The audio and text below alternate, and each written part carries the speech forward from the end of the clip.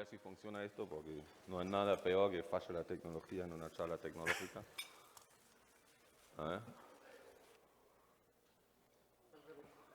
Ahí, funciona, muy bien. Bueno, muchas gracias, primero por estar acá. Creo que el trabajo de ustedes es muy importante. Yo soy director de cine también, aparte de desarrollador de software y un nerd tecnológico. También me ocupo y me preocupo mucho por el derecho de autor, entonces voy a tratar en esta charla de combinar un poco estos mundos. Porque normalmente las charlas que hago son o para realizadores o directores, o incluso dentro del mundo tecnológico hablando de modelos de visión o modelos de generación de imagen. Pero acá me tomé un poco el trabajo de escucharlos a muchos de ustedes y pensar cómo puedo dirigir esta charla. Hace unos años grabé una entrevista a Roberto de Vincenzo, que fue un golfista, el mejor golfista argentino, que tenía una anécdota muy importante que era, yo cuando entrenaba le hablaba a los árboles durante muchos años. Y en un momento decía, en un momento me empezaban a contestar los árboles y me empecé a preocupar. Bueno, un poco lo que hago con mi trabajo es, durante muchos años, nosotros trabajamos también con realidad virtual, realidad aumentada, hablaba mucho con las máquinas. Y hace 3 años empezaron a contestar. Descubrieron el lenguaje. Y eso suena, ya estamos a 3 años, ya todos usamos ChatGPT, ya vimos algo, pero no nos olvidemos cuán revolucionario es que las máquinas hablan en nuestro lenguaje. Entonces, un poco voy a empezar esta charla por ahí. Y la renombré. No me acuerdo cómo estaba la renombré y ahora se llama creatividad y modelos de inteligencia artificial o algoritmos y creatividad. Porque quiero hablar mucho de la creatividad, que tiene mucho que ver con quiénes somos nosotros como autores frente a lo que está pasando y frente a lo que se está desarrollando. Entonces, otra anécdota, me gustan mucho las anécdotas, en un curso con Pedro Saborido, muchos acá lo conocen, es un humorista argentino muy importante, hizo hace muchos años un curso con él sobre el humor y la escritura del humor. En la primera clase dividió el grupo y dijo, bueno, la mitad de ustedes ahora escriban una escena, una idea, un recuerdo en un papel. Y al otro grupo le decía, listo, ahora ustedes escriban cualquier canción que se les ocurra. Entonces nosotros escribíamos los papelitos, se lo entregábamos, lo puso en una cajita, lo dio vuelta y empezaba a juntar una escena con una canción. Y les aseguro que eran todos graciosos. O sea, una cosa maravillosa. Y para mí fue un gran enseñaje de qué es la creatividad, ¿no? Que es combinar cosas que per se no están combinados, no están conectados, no con el razonamiento. Y ahí llegamos a los modelos de inteligencia artificial. Bueno, esta es una representación gráfica de un modelo de inteligencia artificial, que son básicamente vectoriales. Lo que hacen estos modelos, le asignan a las palabras lo que llamamos en el término tecnológico tokens, lugares en un espacio tridimensional, mejor dicho, vectorial. Y lo que básicamente hace, lo que es el razonamiento, lo que inventó Google hace muchos años con la idea de los transformers, es que puede descubrir relaciones de cercanía dentro de estos modelos para construir una cierta lógica, tanto con la palabra como con las imágenes. Pero siempre es por cercanía. Por ejemplo, la Torre Eiffel queda así se entrena un modelo de paso, se hizo una parte y después se completa la otra. Ese es el mecanismo del entrenamiento.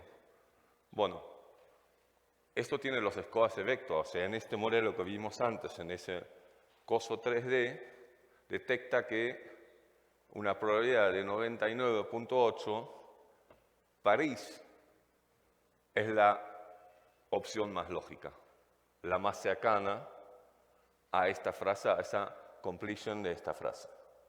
Entonces construyo con eso. La Torre Eiffel queda en París. Y ahí entramos en lo que pienso y lo que quiero debatir, y me parece lo que vengo charlando mucho estos días con muchos de ustedes, es hasta dónde nos pueden reemplazar por ahora en esta fase que se llama inteligencia artificial generativa. Porque en esta fase todos los modelos funcionan así. Y todo autor, creador que trabaja en eso trata de ir en contra de esa lógica. Es difícil trabajar con el ChatGPT si quieren que haga algo creativo, porque siempre cae de vuelta en esto. Entonces, nos reafirma en realidad como autores, porque en su esencia los modelos en esta etapa, después las otras, y Terminator y todas esas charlas, la podemos tener otro día, pero en esta etapa, y calculo por lo menos 10, 15 años más, es que no pueden ser creativos. Eso es muy importante, porque también en los círculos de los autores, de los directores, vemos mucha preocupación por eso. No nos viene a reemplazar por el momento. Quiero hablar un poco de dónde estamos ahora, cuál es el avance tecnológico con las distintas herramientas. Uy, me voy a poner el reloj, muy importante si no me retan, un segundo, porque me puedo pasar, es mucho. Ahí corre. Los avances tecnológicos que tenemos hasta ahora para los directores, guionistas, o sea, en la escritura, en la imagen, en generación de video, en generación de audio, en generación de música. Yo estoy trabajando en una película mía que se llama Propiedad, que es una historia de un multivisionario que generó una empresa para alojar transhumanos. No sé si todos conocen el concepto, pero ahí el transhumano es que una persona que fallece puede seguir viviendo vivo con una conciencia digital. Que va a ser otro tema en el futuro, porque por ahí quiere seguir manteniendo su derecho a autor haciendo un ser digital, pero también lo podemos charlar en otro momento. Lo importante acá es, en esta película, este visionario fallece y realiza el primer juicio de la humanidad para poder seguir teniendo su propiedad, y el juicio es contra su hija. Entonces la película la estoy realizando con una gran parte de imágenes de inteligencia artificial, representando un poco dónde viven estos personajes transhumanos. Lo primero es la escritura. La verdad, muchos lo probaron. Los avances en la escritura son enormes y se pueden hacer muchas cosas. Les cuento alguno que ya estamos haciendo. Yo, por ejemplo, uso una aplicación de memoria. O sea, recuperé tiempo lejos de la computadora gracias a la inteligencia artificial. Me voy a tomar un café, me siento, empiezo a pensar. Y cuando tengo una idea la grabo en una pequeña aplicación, grabo en memorias.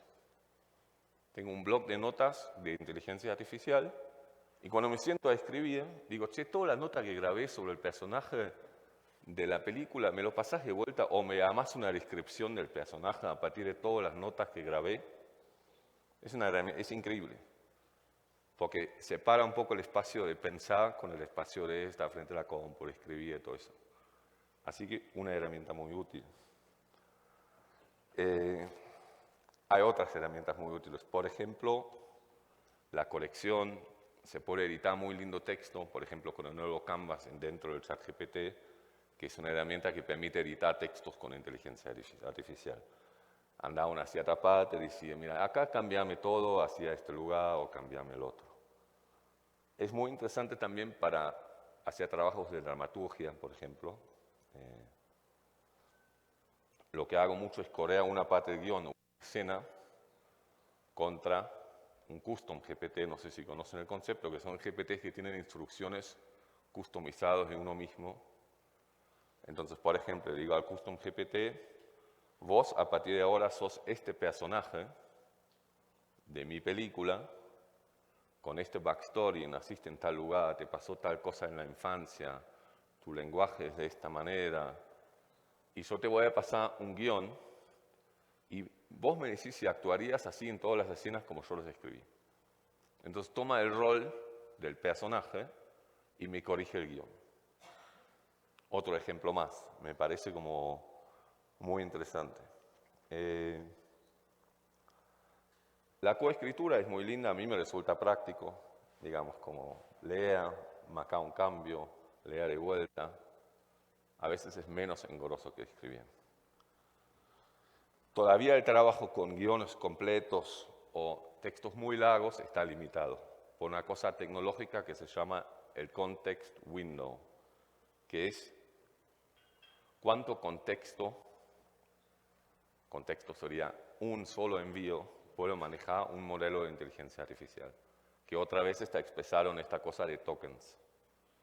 Y generalmente hoy los grandes tienen hasta 128.000 tokens, que en español deberían que sean más o menos 60.000, 70.000 palabras. Y tenemos que entender otra cosa que es importante cuando nos metemos con estos modelos, es que no tienen memoria. Son lo que se llama stateless. Cada vez les escribimos, se olvidan de vuelta que existimos, que les escribimos, y lo que hacen todos estos programas como ChatGPT, los programas de escritura, lo que sea, envían todas las conversaciones de vuelta al mismo modelo para que reaccione como si tuviese una memoria. Y eso obviamente agranda el contexto cada vez más en cualquier trabajo. Entonces es un poco inútil todavía de trabajar sobre obras muy grandes. Eso quería decir con eso. Hay muchas herramientas. Yo les recomiendo probar Canvas GPT, Claude. Claude es muy bueno para escribir, que sea Anthropic. El Google Notebook es muy lindo, es una especie de espacio de escritura también con memorias y anotaciones. Digamos, hay como muchas herramientas muy útiles. Pero bueno, no estamos todavía para que nos escriba una buena película. Otra vez, falta. Bueno, ¿qué hacemos cuando hablamos con las máquinas? Se llama promptear. Promptear es darle una instrucción a la máquina. Yo estuve tratando ayer, hablo de este proyecto, entonces hago una pequeña escena. Entonces estuve, este espacio donde vive este visionario transhumano que se llama el océano, y me imaginé como un océano de muchos edificios de cubos, y bueno, empecé a promptear. Promptear. Y promptear es muy frustrante. No funciona. Nunca. O sea, entienden el lenguaje, pero todavía no nos entienden a nosotros. O yo no soy tan bueno prompteando, eso puede ser también, pero les aseguro que es muy difícil promptear imágenes. Es un trabajo que requiere mucha cabeza y mucha creatividad. De poder realmente describir lo que uno tiene en la cabeza. Lo que hacemos los directores, básicamente, ¿no? Tratamos de describir a alguien lo que tenemos en la cabeza para que cumpla con su rol en un proyecto. Bueno, acá es lo mismo, que solo que alguien todavía no nos entiende tan bien. Entonces, hice una primera imagen, era muy chiquito los cubos, después hizo un edificio medio raro, no me gustó, después hizo algunos muy altos, no me gustaron, después hizo esta casa así de vidrio chiquito, que no se entiende del todo lo que hizo, y al final me hizo como una botonera, ya me venía muy frustrado. Entonces, lo que hice, me busqué una imagen en Google que pensé que podría tener la forma que yo quería tener, el edificio por lo menos. Bueno, yo uso esta locura que se llama Confa.ui, que es una interfaz que conecta distintos modelos con distintos prompts y otros mecanismos para tener más control sobre lo que estoy haciendo cuando genero imágenes. La imagen que ven ahí chiquito abajo es la que encontré en internet. Y lo que uso, ¿ven esta imagen al lado que tiene esta sombra blanco? Ahí uso una cosa que se llama pre-processing. Lo que hace es extraer cierta información de la imagen, en este caso la profundidad, más blanco más adelante, y en todo ese mecanismo le digo, incorpora esto cuando sampleas la imagen de mi prompt. Entonces yo escribo un edificio de vidrio, pero exactamente con esas formas. Y ese fue el primer resultado. Todavía no era lo que quería, pero estamos más cerca. Y bueno, repetí el proceso muchas veces. De hecho, lo dejé corriendo durante una noche y me hice como, no sé, 200, 300 imágenes. A la mañana me desperté, tomé un café y miré mucho. A ver cuál me gusta, cuál es el mejor. ¿Por qué? Porque con un prompt y otras instrucciones siempre va a ser algo distinto. Al menos que mantengamos una cosa que se llama semilla o seed. Pero no voy a entrar tanto en esto. Pero la principal idea siempre es algo distinto, no es exacto. Tenemos que entender eso. La inexactitud, otra vez, es más de la comunicación humana, es más lo relativo que lo exacto. Bueno, entonces llegué a tener uno que me gustaba, que es esto último. Y dije, ok, pero necesitaba muchos, ¿no? En mi océano. Entonces, usé el Photoshop, pegué un par ahí, como generé una forma, y lo corrí de vuelta con el prompt del océano y todo esto, y llegué a tener esta imagen. Contento. Ya habían pasado como... Estaba muy optimista cuando empecé, pero ya habían pasado como 10 horas para llegar a ese punto. Pero estaba un poco lavado. Entonces me llamé otro workflow en el Confine para que sea menos lavado. Y ese es uno que solamente hace una cosa, que es revisa la imagen y piensa dónde le puedo dar más detalle, dónde le puedo dar más contraste. Hace eso. Llega otra imagen que es esta y ya estuvo muy contento. Eso hoy es lo que se puede hacer con imagen fija. Se puede promptear imágenes, se puede llegar a fotorrealismos bastante impresionantes, se puede incorporar muchas otras técnicas de visión sobre imágenes, como extraer profundidad, bordes, lecturas. Digamos, el control que hoy tenemos, por eso les quería mostrar esto, sobre imágenes es bastante grande. Pero siempre con ese marco de lo imprevisible. Bueno, dije, sigo, hagamos un video de esto. Lo llevé a un programa que se llama Runway. Empecé a hacer tomas, abajo ven, tengo cierto control sobre las cámaras, cómo se mueven, a dónde van. Puedo otra vez meter otro prompt para controlar mejor las olas, el cielo, lo que sea. Lo llevé a una cosa que se llama Eleven Labs, que es muy divertido ahora, porque yo puedo elegir una voz de alguien y después la actúo yo. O sea, hago dirección de actores en Eleven Labs. Me meto ahí adentro y actúo una voz, como tengo ganas de hablar, con llanto, con risas, con lo que sea, pero es la voz de otro. Una que preseteé o que compré o como sea, para pensar esto, ¿no? Pero es interesante, generé una voz, bien actuada obviamente. Después fui a uno que se llama Suno, que hace canciones. Hice rápido un tema de fondo, con un prompt muy cortito. Y bueno, y generé este video. Todo esto fue antes de ayer y ayer. A ver si puedo mandar video 1.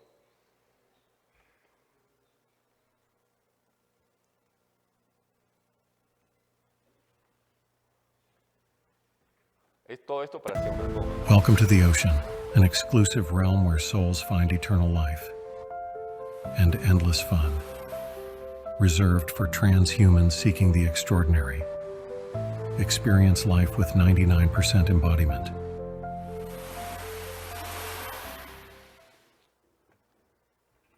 Un ejemplo. Quise dar un ejemplo práctico de dónde estamos entonces. Podemos generar imágenes con mucha calidad. Todavía en los generadores de video, que hoy hay 3 o 4, que es Runway, Kling, Suno, te destruyen un poco de vuelta la imagen y te sacan detalles. Después se puede pasar de vuelta por upscalers y todo eso, pero donde todavía más imperfección hay es en los creadores de video. Yo le doy un año más a que también llegue al mismo nivel que tiene hoy la creación de imagen. A ver. Fue el gran anuncio también de OpenAI con Sora, que está hace 8 meses dando vueltas y nadie sabe qué pasó. Lo usaron algunos realizadores, se lanzaron cortometrajes que fueron impresionantes, pero no lo publicaron todavía. Hay rumores que dicen que es porque no pueden controlar el modelo, que significa que pornografía, algunas cosas no los pueden controlar. Y otros dicen que están por ahí haciendo algún arreglo con alguna industria hollywoodense para lanzarlo de una manera más industrial. No sabemos. También están empezando a ver ciertas relaciones. Por ejemplo, Runway, que usé yo acá, hizo un convenio con Lionsgate hace un mes más o menos. O sea, la industria está empezando a mirar esto, también para tomar en cuenta. Pero quería un poco de vuelta, como Ray McCallum, la importancia, la dificultad y la creatividad, volviendo a la creatividad del prompt. Así que esto es una foto en rodaje mío de hace 3 años de una serie de ciencia ficción. Y en el fondo estaba prompteando gente en este rodaje, ¿no? El actor, el director de fotografía. Esta es una gran reunión de prompts. Volvemos un poco a nuestros modelos. Cuando se genera un modelo de inteligencia artificial, entran unas cosas en el modelo y cuando lo usamos, salen unas cosas en el modelo. Lo que está en el medio se llama black box. Se llama modelo, pero muchos lo llaman black box, o sea, caja negra. ¿Por qué caja negra? ¿Por qué usan ese término? Es muy loco que usan este término. Las mismas empresas que entrenan modelos lo llaman caja negra. Porque ni ellos saben qué hacen después. O sea, hay resultados muy sorprendentes. O sea, las empresas que entrenan un modelo, después trabaja un equipo más grande en probar a ver qué hace. ¿Qué aprendió? ¿Qué no aprendió? Otra vez la inexactitud de estos modelos, ¿no? Entendamos que no es exacto. El input son datasets, se llaman datasets, que es un conjunto de datos que se prepara para dárselo al modelo, que después se usan estos algoritmos, esos transformas y se generan, ¿no? Pero es importante como sociedades de derecho de autor que entendamos el concepto de dataset. El dataset literalmente son los textos, en esta forma que puse antes de la completion, son los textos, las imágenes o los videos o las canciones que se separan, casi siempre de una forma dual. Si es un video con una descripción. Si es una foto con una descripción. Si es un texto, es una primera parte con una segunda, es la completion. Se preparan estos datasets y con esto se entrenan. Hoy el tema de los datasets está muy complejo porque muy pocos modelos y muy pocas empresas publican los datasets que usan. Es un gran tema, es un tema importante, especialmente para legislar, ¿no? O sea, hay Stable Diffusion, que es un modelo de video, que es uno que usé, sí publicó el dataset. ¿Sabes cuántas imágenes tiene? 7.4 billones. Para que entendamos la magnitud de cuánto data necesita ese entrenamiento. Y qué difícil va a ser detectar o no si nuestro derecho de autor fue vulnerable o no. Digamos, es un tema muy complejo la cuestión esta. Me lleva un poco a eso, no sé si algunos se enteraron que hay un juicio del New York Times contra el OpenAI, contra la empresa OpenAI, porque tuvieron la sospecha que en esta gran cosa de leer toda la información pública en Internet, para entrenar a estos modelos, usaron artículos del New York Times. Lo que hizo el New York Times me parece muy interesante, que es desarrollaron un sistema, o sea, otra vez, combatir la inteligencia artificial con la inteligencia artificial, desarrollaron un sistema que pudo detectar con una cierta probabilidad, un 92% de hecho, que se usó un artículo del New York Times y lo pudieron comprobar simplemente con encontrar lo suficiente coincidencias usando otra inteligencia artificial. Y me parece ahí entre lo primero que tenemos que empezar a pensar. ¿Cómo afrontar a las empresas que generaron o que usan, ahora voy a hablar un poco de esto, la inteligencia artificial para ver cómo los podemos incorporar en el cobro de derechos en ese sentido. Es complejo. ¿Por qué? Bueno, a mí es complejo a quién se lo vamos a cobrar. Hay muchos modelos que son open source. Open source significa son públicos. Nadie cobra en sí del modelo. Después hay una especie de distribuidores de estos modelos, que puede ser, por ejemplo, AWS de Amazon o el Cloud de Google, que suben estos modelos open source o no y ofrecen el servicio tecnológico para empresas que lo quieran usar en sus herramientas. Y después están las herramientas y aplicaciones mismas, que usan modelos, pero no sabemos cuáles usan. Entonces se requiere mucho trabajo y mucho pensamiento de ver cómo se puede hacer esto. De hecho, un poco mi teoría es que algunas empresas generan todavía Meta, por ejemplo, los modelos de llama son todos open source. No sé si es por el bien de la humanidad o por atajarse también en el sentido de no sabemos con qué entrenamos esto, ¿no? Entonces lanzan muchos modelos así open source para fines científicos. Es toda una zona muy gris todavía. Pero lo primero que quería decir, pensemos en esto. Una gran recomendación les puedo hacer que el IAC de la Unión Europea tiene muy bien definido las categorías de los 4 usuarios de inteligencia artificial. Léanlo, es interesante lo que hicieron con esto.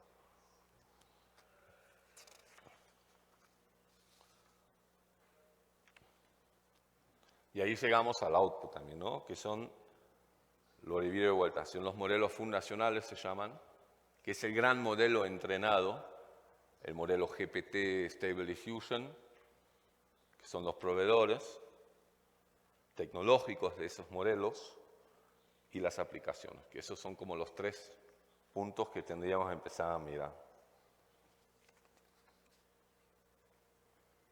Bueno, volviendo a la creatividad. Uy, no se me imprimió una hoja. The Imperium has No, espera. Perdón, Me falta... Bueno, falta un slide, pero no importa, lo voy a decir. Yo creo que lo que se viene ahora es una época rara de la narrativa ficcional. Estoy convencido que lo que va a pasar va a revolucionar por completo lo que conocimos como creación audiovisual. ¿Por qué? Porque la ficción, hasta el día de hoy, existe o en el teatro, en los libros, en la escritura, que hoy veo difícil que muchos pibes se sientan a escribir libros, o en el cine o televisión, plataformas, que sigue siendo un mundo caro, ¿no? Hablamos de una película bajo presupuesto, estamos hablando de $500.000, ¿no? Y después para arriba sin fin. Pero imagínense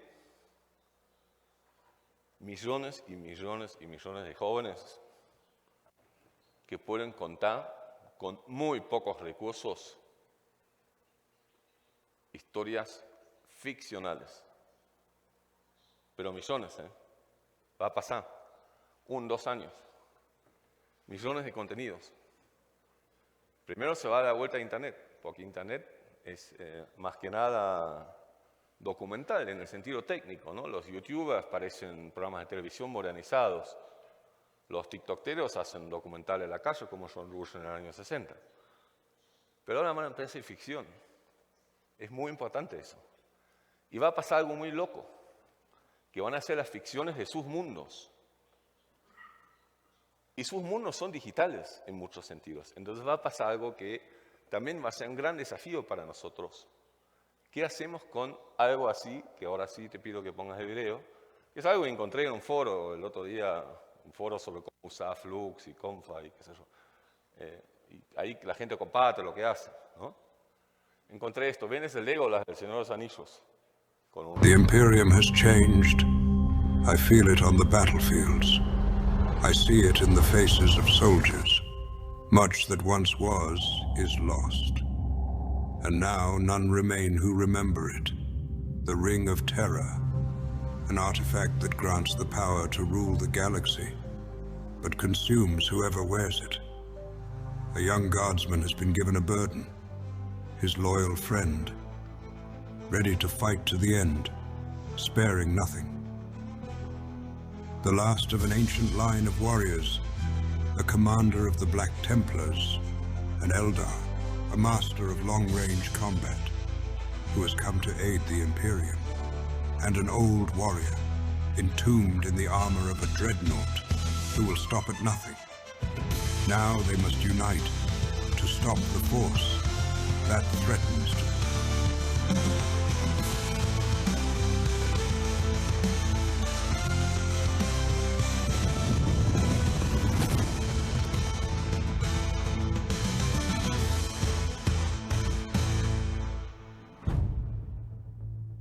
Ahí lo puedes cortar. No sé si sigue. Sí, ahí lo puedes cortar.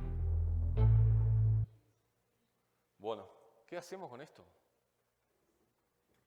Millones y millones de personas jóvenes, o no tanto porque yo también tengo ganas de hacer algo así, pero generalmente jóvenes, que van a empezar a contar historias de los mundos que habitan.